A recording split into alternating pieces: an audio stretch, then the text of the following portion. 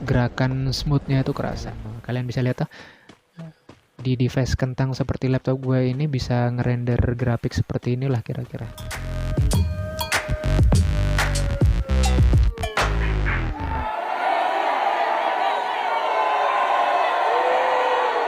Here we go. Ya, halo guys, selamat datang di channel gue ya. Nah, di sini gue pengen sedikit nge-review ya, ngebahas mengenai experience gue menggunakan Post-Rock itu sendiri ya. Nah, sebelumnya Post-Rock itu sendiri adalah OS Android ya, OS Android yang berbasis Android 7.1 ya. Ini Android yang kita gunakan, yang bisa kita gunakan di PC atau laptop. Jadi bisa kita install di PC atau laptop. Ini berbeda dengan emulator. Namun di beberapa game atau aplikasi itu dia di sana itu bakal ngebaca bahwa ini adalah emulator. Tapi sebenarnya ini kurang lebih seperti Windows lah ya. Nah, di Post-Rock itu sendiri sebenarnya basicnya itu dari Ponic OS ya official ya, karena Ponic OS officialnya itu sendiri sudah nggak dikembangin lagi dari sananya ya, dari Cina. So di sini ada tim kita dari Indonesia, tim kita kok gue sih, nggak maksudnya gini, ada tim dari Indonesia yang ngembangin ya, yang ngembangin Ponic OS itu menjadi Post Rock. Nah, kenapa dikembangin itu agar gini loh, agar aplikasi dan games itu bisa support lah ya, bisa support tuh dijalankan di inilah di Android PC ini ya. Nah, so kita harusnya berterima kasih pada mereka ya. Terima kasih. Nah, sini langsung aja nih. Eh sebenarnya di sini gue install di laptop ya, di laptop gue itu Lenovo seri Lenovo Z4075 atau Z45, pokoknya yang Lenovo seri Z40 yang pakai prosesor AMD A10 dan grafik prosesornya itu dia RRR6 ya. Nah, bisa kalian lihat ya sendiri ya. Nih. Jadi ini cukup lawas ya, di tahun 2010 awal lah ini keluarannya ini. Bisa kalian lihat lah, ini kira-kira seperti ini. Ini kebacanya ini ya, kebacanya boardnya nih SDM845. Dan di sini sebenarnya gue pakai RAM itu dual channel ya, 4 kali 4, 8 GB. Jadi dia total RAM gue itu sebenarnya ada 8 GB ya. Di sini kebacanya cuma kebacanya cuma 6,9, 6,8 lah nih. Ya 6,9 lah, nggak sampai 8 ya, wajar lah. Memang seperti itu. Jadi di sini waktu kalian gini loh. Sebelumnya kan kalian udah lihat waktu gue upload video installannya itu. Jadi gue install di internal storage yang maksimalnya 32 ya. Kalau bisa 64 bakal gue install 64. Tapi karena bawaannya dari sana itu memang cuma 32 ya, gue install 32 aja deh. Ini sebenarnya udah cukup lah ya. Udah cukup buat buat ngisi aplikasi atau game-game casual yang nggak terlalu besar lah ya. And selanjutnya ini nggak begitu penting sih ya di sini ya. Sensornya juga yang kebaca cuma ini. Ini gue close aja nih. Nah, di sini sebenarnya kalau Post Rock itu sendiri itu mirip-mirip apa ya? Kok bisa dibilang kalau Windows itu kan kompatibel dengan semua device. Yang bikin nggak kompatibel itu cuma drivernya aja ya. Jadi di Android PC ini sebenarnya kurang lebih sama dengan Windows. Itu bedanya tuh di sini. Ini gue tunjukin aja nih. Bukan di sini, bukan. Nah, about OS. Nah, di sini gue kebetulan yang paling kompatibel itu di laptop gue adalah Post-Rock seri Post-Rock yang pokoknya Post-Rock nih. Post-Rock versi 3 update 7. Sebenarnya ada yang terbaru yaitu update 8 dan gue udah coba install kemarin. Yang update 8 itu nggak bisa diinstal dengan cara yang udah gue pakai sebelumnya, yang pakai Kopas itu loh. Itu nggak bisa diinstal pakai cara itu. Jadi gue putusin buat pakai yang versi 7, update 7 aja deh. Udah nggak apa-apa. Yang jelas di sini yang paling penting adalah Androidnya udah 7.1 dan ini security path levelnya nggak jadul-jadul amat, dan yang paling penting adalah kernelnya. Nah, karena yang gue udah coba pakai kernel yang versi ini ya, versi update 8 itu Ada 2 kernel itu yang nggak support. Jadi ketika booting itu blank screen hitam aja gitu, nggak bisa booting. Jadi yang paling cocok itu adalah di versi update 7 ya kernelnya itu. Ini sebenarnya ada 3 kernel, kernel 4.1, 4.13, 4.16 atau 15 sama yang terakhir ini 4.19. Jadi gue putusin pakai yang terakhir aja deh. Yang versi 4, kernel versi 4.19 aja deh. Lumayan kalau yang itu ya. Apalagi nih?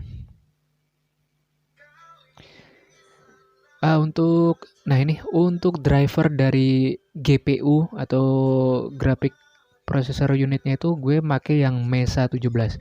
Sebenarnya Mesa 18 itu support aja ya. Cuma yang gue tahu eh, itu kan ada beberapa seri dia yang ada yang Mesa 17, Mesa 18 itu kan yang cukup stabil lah ya. Kalau yang di atas Mesa 18 itu gue nggak support. Jadi laptop gue nggak support. Ini bakal bakal nggak bisa booting deh. Jadi seperti itu. Gue putusin buat pakai yang bawaannya aja deh. Bawaan dari update 7 nih, versi 3 update 7 yaitu Mesa 17.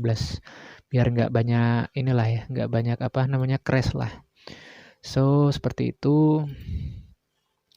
Oke, apalagi ya? Spesifikasi laptop yang gue pakai udah, terus versi post rock yang gue pakai udah. Sekarang ini. Jadi gini ya. Jadi intinya adalah Android PC yang sedang gue pakai ini, Post-Rock ini, itu nggak semua aplikasi atau game itu support, ya. Itu perlu digarisbawahi bahwa semua game atau aplikasi yang ada di Play Store itu nggak semuanya support. Jadi ada beberapa yang bisa jalan, tapi ada beberapa fitur yang nggak bisa aktif, dan ada yang seluruhnya bisa jalan dengan normal seperti biasa, seperti layaknya kita bermain di smartphone ya. Dan ada yang sama sekali tidak bisa dibuka atau apa ya, force close lah gitu ya. Dan jadi perlu kalian ingat ya seperti itulah ya. Kalau kalian pengen nyoba-nyoba gitu. Jadi biar kalian nggak nyesel, jadi kalian perlu tahu juga. So di sini sebenarnya ada beberapa aplikasi bawaan ya yang dari Postrock itu sendiri, mulai dari file manager. Nah, file manager ini sendiri seperti file explorer yang ada di ini ya, Windows. Ini kurang lebih sama ya. Tampilannya sama. Dah ya, nih yang unik satu lagi adalah di window itu kan ada klik kanan terus refresh ya. Dan di Postrock ini sendiri juga ada loh. Keren juga loh nih loh. Ada klik kanan terus refresh. Kalau di Android itu kan seharusnya nggak ada ya. Di smartphone itu kan nggak perlu ya yang kayak gini nih. Cuma nih kerennya itu ada dikasih kayak gini nih. Jadi aduh, jadi ngingetin kita bahwa kita sedang pakai laptop Windows, sedang pakai PC gitu lah ya, nggak berasa pakai smartphone gitu. And next, ini FX ini adalah sama seperti file manager, cuma ini versi Android-nya. File Explorer versi Android. Nah ya, bisa kalian lihat ini.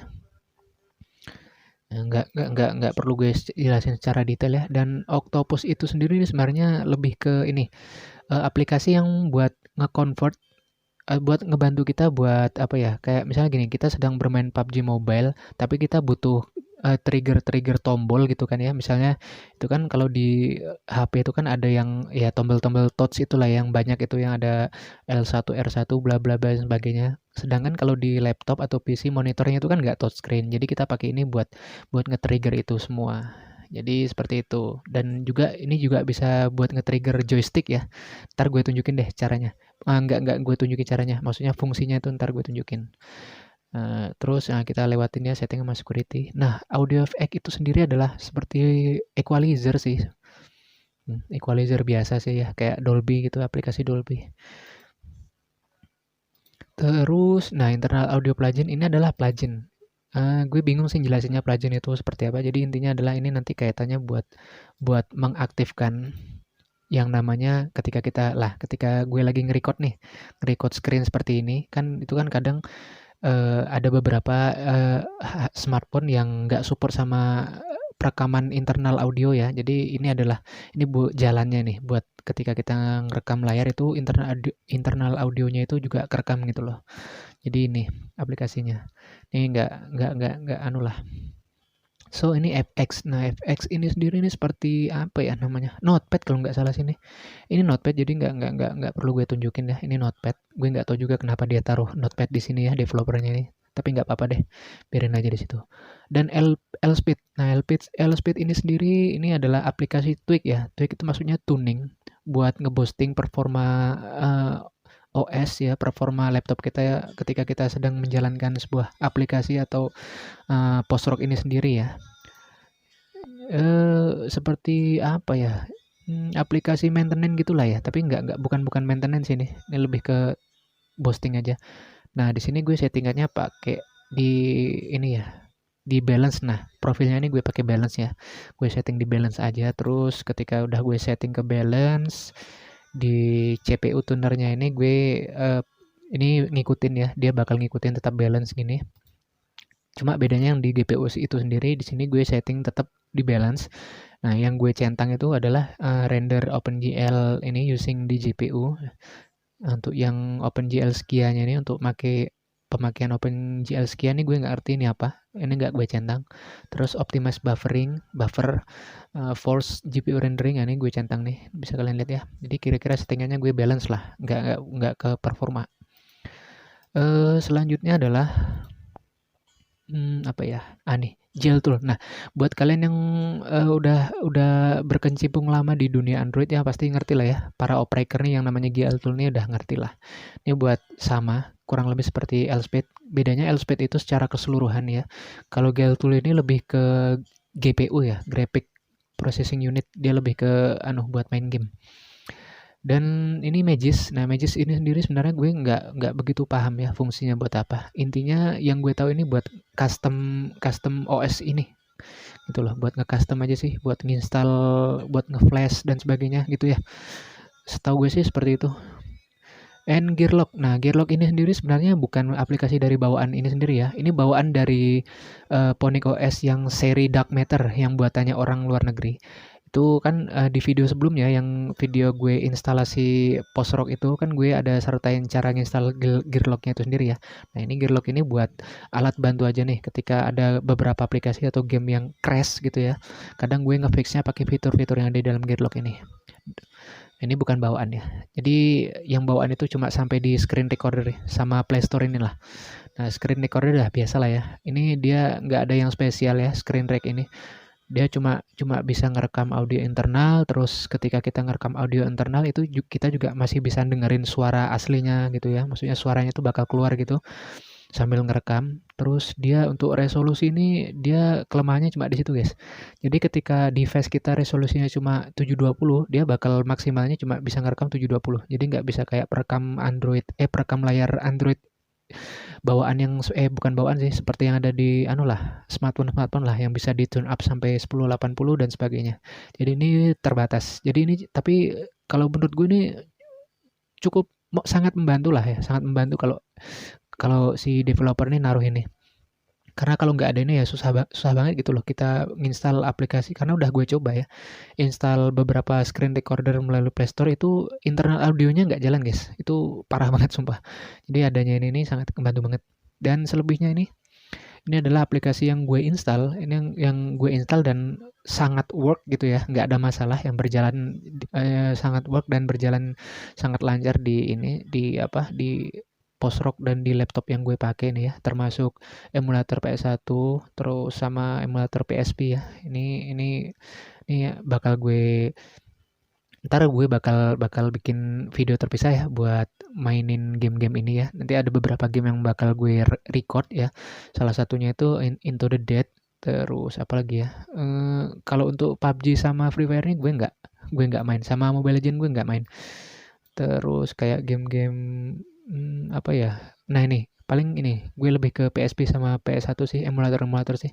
Gue bakal bikin video lanjutan di konten-konten gaming untuk emulator sama inilah ya, sama game-game buat bermain game di post rock itulah ya. Apa ya? Oh nih sekalian aja nih buat nunjukin ke kalian ya. Oh ya, kalau PUBG ini mungkin bakal lama ya. Kalau PUBG ini dia kedeteknya emulator ya. Seingat gue ini tadi itu sempat gue buka. Tapi nggak gue rekam, sempat gue buka ini kedeteknya emulator, tapi buat masuk ke match-nya ini lama banget, jadi nggak gue tunjukin sekarang ya. Paling ini aja deh nih. Untuk Mobile Legend ini bisa sih Mobile Legend nih. Gue tunjukin Mobile Legend aja deh. Mobile Legend sama Free Fire ntar. biar durasi videonya nggak terlalu lama.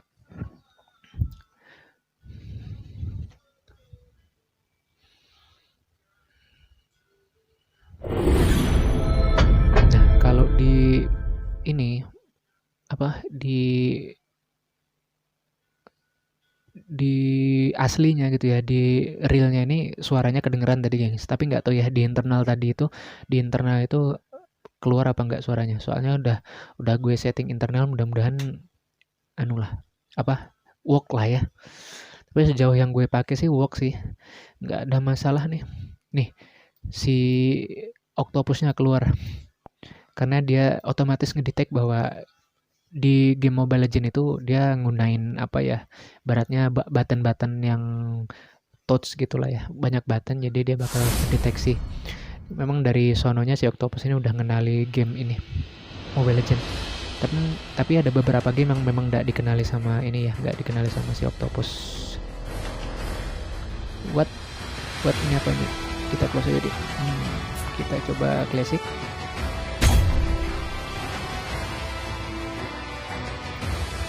Ntar dulu. Oh ya nggak apa-apa, kita coba classic aja dulu. Karena gue belum kelar ini sih, tutorial belum kelar. Belum kelar. Kita coba main aja. Biarlah AFK. Ini kan gue cuma pengen nunjukin ke kalian.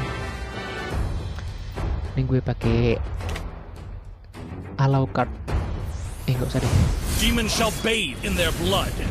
The light belongs to the righteous. Oh, Eudora udah dipakai.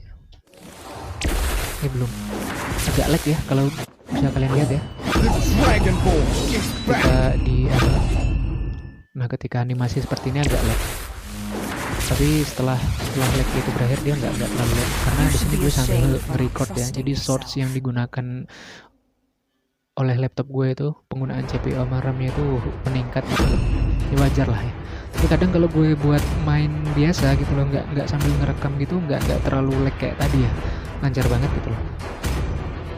Lagian juga ini settingan dari grafiknya gue ratain kanan guys. Ntar gue tunjukin. Nah di sini gue lupa. Di sini gue udah gue colokin ya, joystick. Jadi bisa main pakai keyboard, pakai mouse, dan juga bisa main pakai joystick. Nah ini gue coba main pakai joystick aja deh. Ini gue nggak bermain full match ya karena bakal banyak makan waktu. Ini gue buat nunjukin ke kalian aja bahwa game ini work dan lanjai di Ponic OS. Ini loadingnya lumayan lama ya, cukup lama lah. Menurut gue ini cukup lama.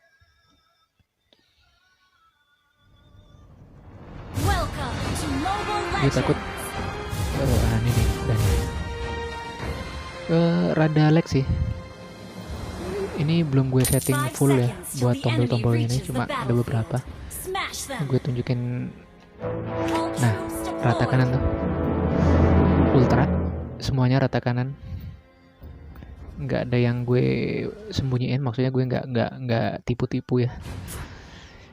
Di seperti itu. Nah, ini buat karena gue nggak ada setting tombol-tombolnya, octopusnya nggak gue setting, jadi gue manual aja deh. Wah, ini gue kondisinya lagi main pakai joystick. Jadi kira-kira seperti inilah. Kita main pakai joystick. Wah, ini hampir mati. Wah, ternyata mati. Mau gue trigger pakai execute tadi tuh. Nah, jadi kira-kira seperti itu. Wah, mati. Nah, ini gue close aja ya. Dan deh KFK deh. Oke.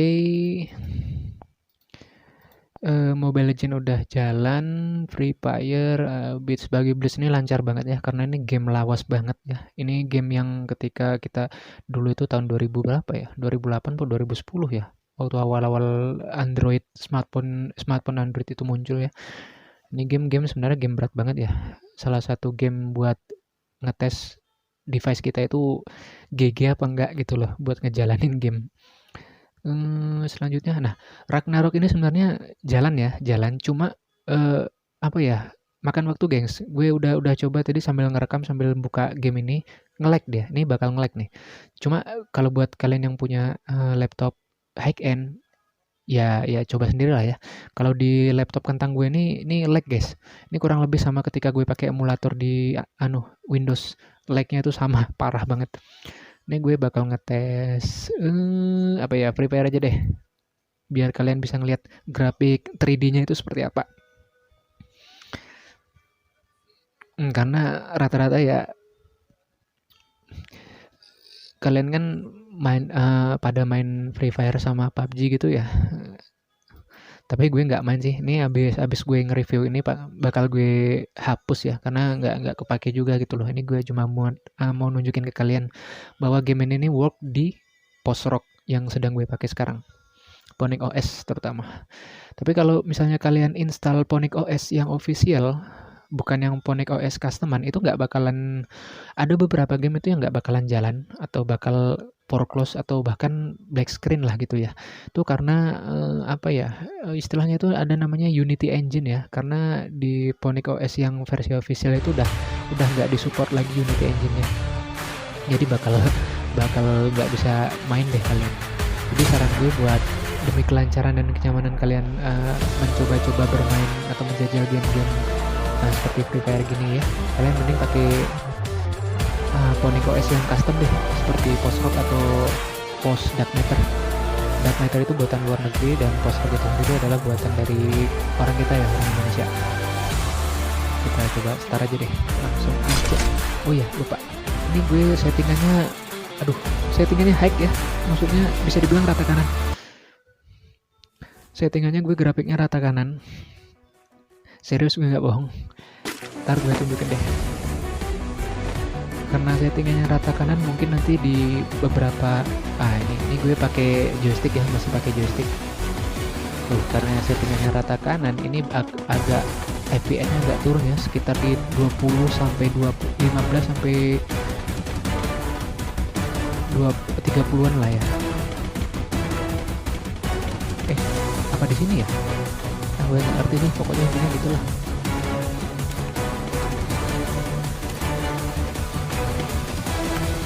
Nah, ini mana tuh? Oh, itu ada waktunya ternyata.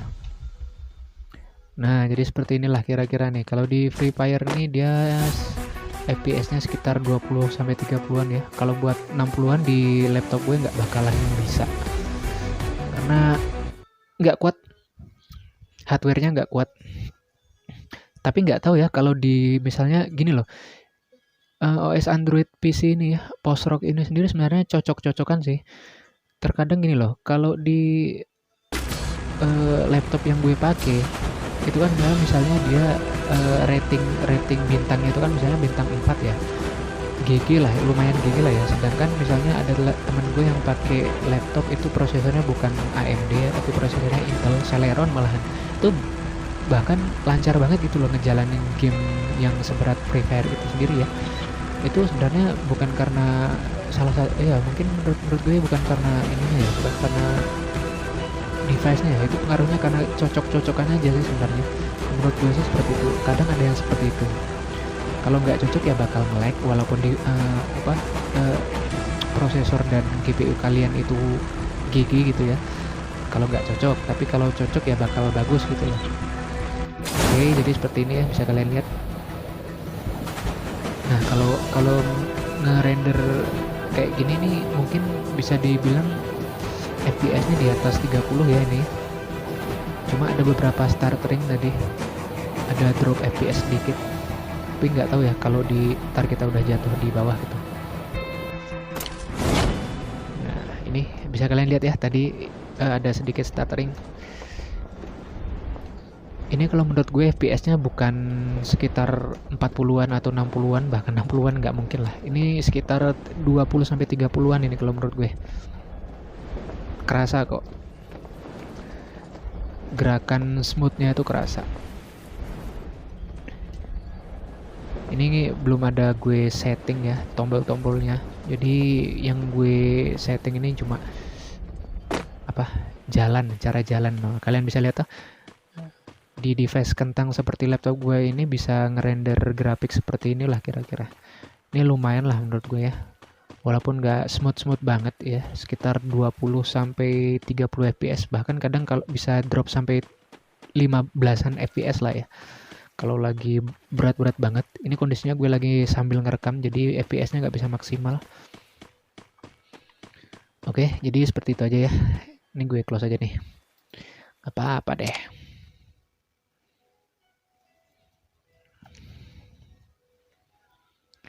Kita nge-close-nya jangan tergesa-gesa ya biar nggak nge-crash. Oke. Ya. Oke, sepertinya cukup sekian dulu, gengs. Video review long review dari gue ya mengenai post rock itu sendiri ya. Jadi kalau menurut gue ya post rock ini sendiri cukup worth it ya, recommend lah buat dicoba untuk ngegame ya, buat main game ya kalau misalnya device kalian itu GG. Dan untuk konten-konten selanjutnya ini kalian tunggu aja lah ya. Gue bakal ngupload konten gaming ya ntar ya. Oke, see you next time guys. Bye bye.